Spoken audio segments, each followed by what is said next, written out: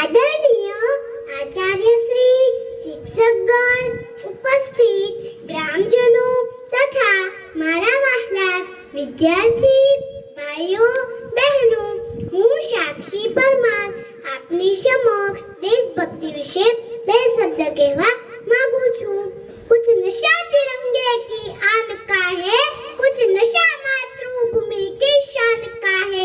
हम लहराएंगे हर जगह, हम लहराएंगे हर जगह ये तिरंगा, ये नशा हिंदुस्तान का है, सम्मान का है।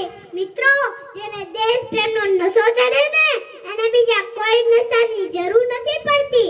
કોઈ પણ દેશના નાગરિકને પોતાના દેશ પ્રત્યે પ્રેમ, આદર, સન્માન અને દાસત્ય ભાવ હોવો જરૂરી છે। મિત્રો, આપણે આપણા હકો માટે લડીએ છીએ તો દેશ માટેની આપણી પણ ફરજોને આપણે ભૂલવી ન જોઈએ।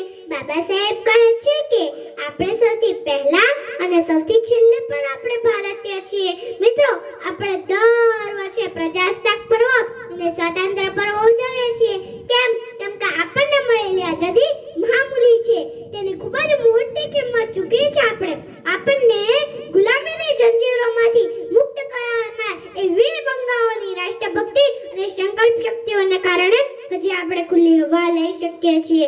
તો મિત્રો, આજનો અવસર એટલે કે વીરોને નમન કરવાનો અવસર, સપૂતોની સ્મૃતિને વંદના કરવાનો અવસર, જેને આઝાદી મળ્યા બાદ પણ દેશની સુરક્ષા કાજે પોતાનું સમગ્ર જીવનમાં ભારતીયોના ચરણોમાં સમર્પિત કર્યું એવા વીર જવાન ભાઈઓને સલામ કરવાનો અવસર। દેશની સુરક્ષા કાજે મન મૂકીને લડનારા એ સૈનિકો જો તમારી સામેથી પસાર થાય ને તો તેમને એક વખત જય હિન્દ જરૂરથી કહેજો, કારણ કે તમારું આ જય હિન્દ એમના માટે ભારત રત્ન કરતા પણ મોટું ઇનામ હશે।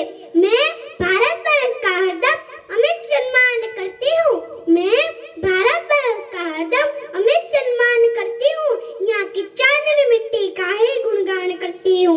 मुझे चिंता नहीं है स्वर्ग जाकर मोक्ष पाने की, मुझे चिंता नहीं है स्वर्ग जाकर मोक्ष पाने की, तिरंगा हो कफन मेरा बस यही अरमान रखती हूँ, बस यही अरमान रखती हूँ। तो મિત્રો, હવે વાત આવી આપણી કે આપણે આપણા દેશ માટે શું કરી શકીએ।